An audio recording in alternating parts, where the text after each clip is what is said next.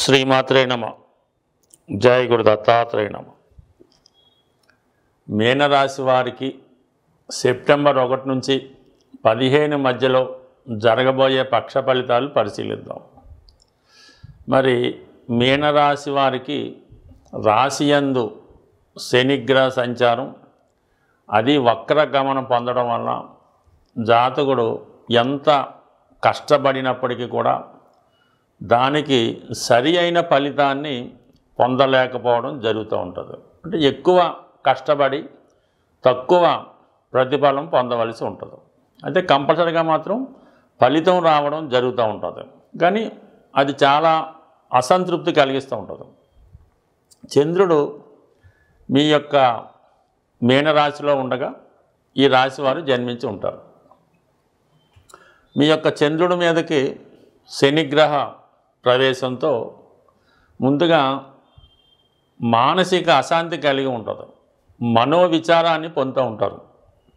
ఏదో పోగొట్టుకున్నట్టు, ఏదో కోల్పోయినట్టు నిరాశ నిస్పృహలతో కాలం గడపడం జరుగుతూ ఉంటుంది. మరి ధన సంపాదన విషయంలో అప్పటిదాకా విపరీతంగా వస్తున్నటువంటి ధన ఆదాయం చాలా వరకు తగ్గిపోవడం జరుగుతూ ఉంటుంది. అంటే మనకేదో చిన్న చిన్న అవసరాలకు కూడా ధనానికి ఇబ్బంది పడవలసి ఉంటుంది.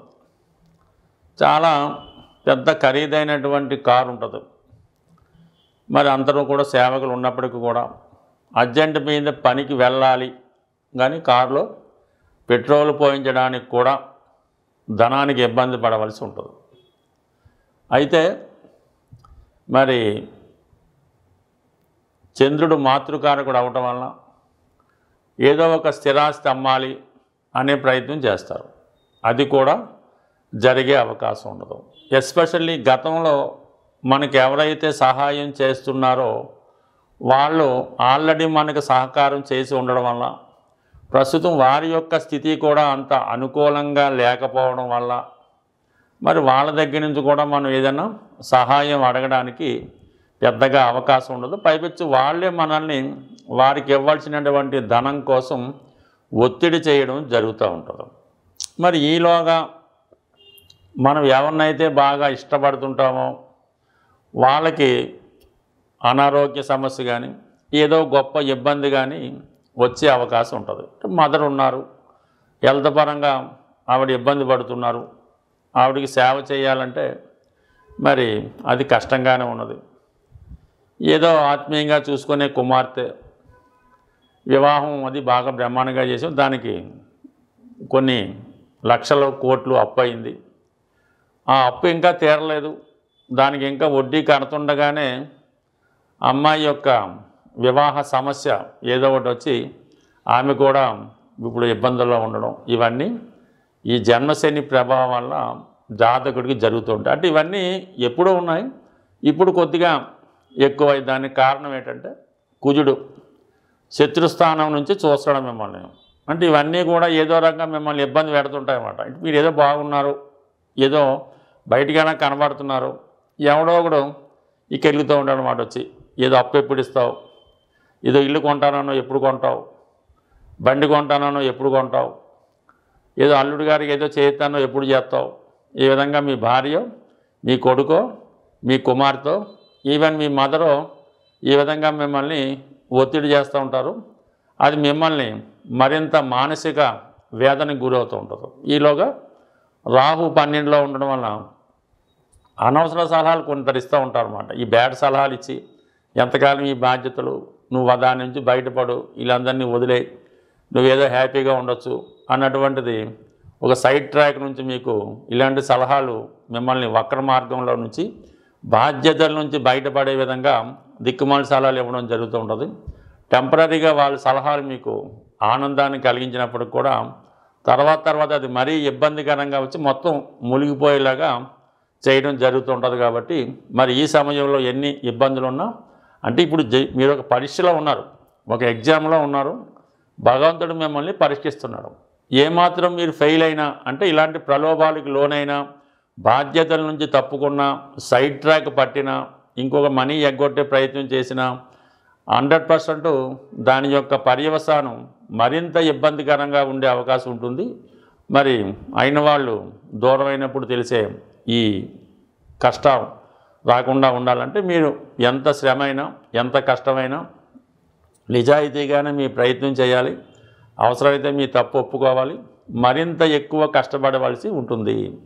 సో అయితే ఈ సమయంలో మీకు సహాయపడే ఏకైక గ్రహం శుక్రగ్రహం. అంటే మీకు శుక్రుడు భాగ్యస్థ, ఈ శుక్రుడు పంచమ స్థానంలో మీకు కోణ దృష్టి, అంటే శుక్రుడికి శనికి మధ్య ఉన్నటువంటి ఈ కోణ దృష్టి ప్రభావం వల్ల మీ పిల్లల యొక్క అభివృద్ధి కానీ వాళ్ళు మీకు ఏదో రకంగా ఆదుకొని, అంటే గతంలో చేసినటువంటి మీ పుణ్య కార్యక్రమాలు మంచి కార్యక్రమాలు ఇప్పుడు మీకు సహాయపడడం జరుగుతూ ఉంటుంది.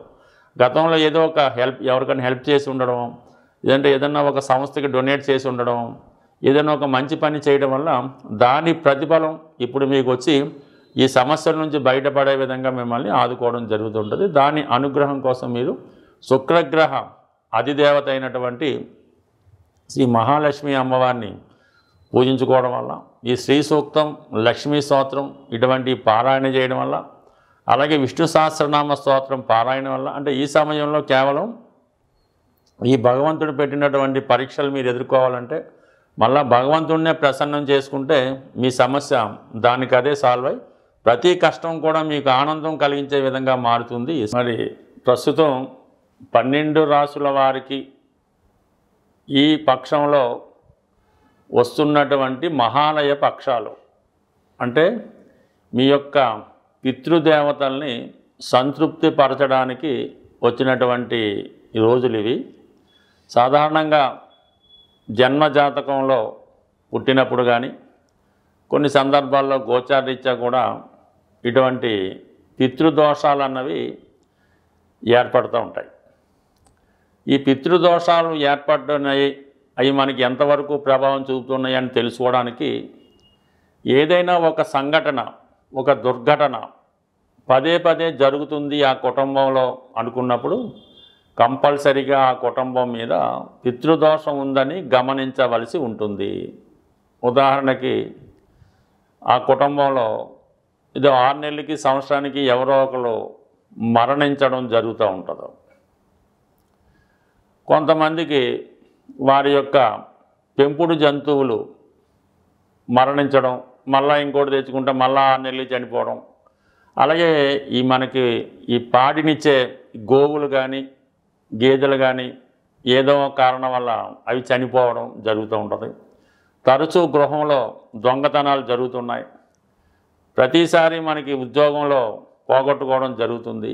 ఆ కుటుంబంలో నిరుద్యోగులు ఎక్కువ మంది అయ్యారు. ముఖ్యంగా సంతానం పదే పదే ప్రెగ్నెన్సీ అబార్షన్ అవుతుంది.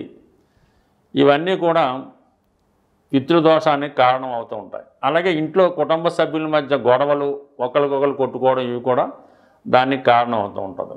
ఇటువంటి పితృ సమస్యలతో పితృదోషాలతో బాధపడుతున్న వారికి ఈ నెలలో వస్తున్నటువంటి మహాలయ పక్షాల్లో వారి యొక్క దోషాన్ని పరిష్కరించుకోవడానికి చక్కని అవకాశం కలుగుతూ ఉంటుంది. వారి సాంప్రదాయ ప్రకారం మీ కుల పెద్దలను కానీ మీ కుటుంబ పెద్దలను కానీ ఆశ్రయించి వారు చెప్పిన విధంగా మీకు వచ్చినటువంటి కష్టాన్ని బట్టి ఈ మహాలయ పక్షాల్లో దానం చేయడం వల్ల కానీ, సేవించడం వల్ల కానీ, సేవ చేయడం వల్ల కానీ, ఈ విధంగా మీరు మీ పితృదోషాలని సరిచేసుకుంటే కంపల్సరిగా తర్వాత మీకు ఇటువంటి దుర్ఘటనలు జరగకుండా అదృష్టంగా మారే అవకాశం ఉంది.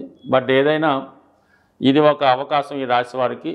బట్ మనం ప్రతినిత్యం దీపారాధన చేసుకుంటున్నాం, విష్ణు సహస్రనామం చదువుతున్నాం, సూర్య నమస్కారం చేసుకుంటున్నాం, గుడికి వెళ్తున్నాం, తిరుపతి వెళ్తున్నాం, అయినా కూడా ఈ కష్టాలు వస్తున్నాయంటే దానికి పితృదేవతలు కారణమవుతుంటారు. మన వంశాన్ని, మన గోత్రాన్ని రక్షించేదే ఈ పితృదేవతలు. మామూలు దేవతలలాగే ఈ పితృదేవతలు, అంటే వీటి కోసం పూర్తిగా తెలుసుకోవాలంటే పెద్దలు చెప్పినటువంటి వీడియోలు, అంటే మన చాగంటి కోటేశ్వరరావు గారు మొదలగు వారు చెప్పినటువంటి వీడియోలు విపులంగా ఉంటాయి. అవి తెలుసుకోవడం వల్ల మీకు అది ఏ విధంగా దాని నుంచి బయటపడవచ్చు కూడా తెలుసుకోవచ్చు.